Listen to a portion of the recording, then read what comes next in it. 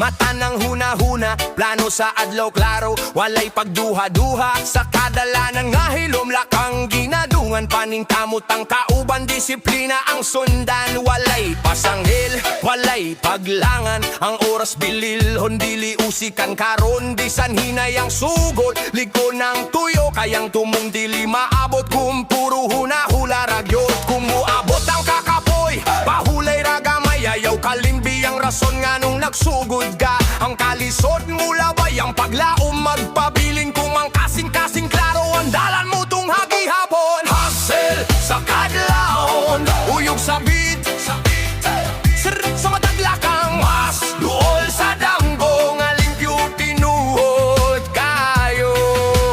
Hustle sa kadlaon, walay like, padayon ang galaw.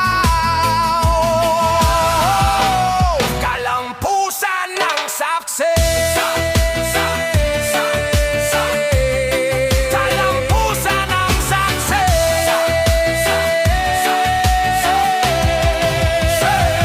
Sa idit sa adlaw, padayon gihapon. Bisan singot ang patak, dili mo hunong ang pangandoy karon. Daghan mo sulti, daghan og tan-aw, pero ikaw ra ang kabalo sa tinuod nga gihandom. Ang tinaguhi, dili parehas o gage, pero kung consistent ka mo sa kagyud ang kahintangan dire. Sa matag adlaw nga imo gipaninuhaan, mas nagkaduol ang kaugmaon nga imong gihandoman. Unong kadiyot, paminawa ang pulso.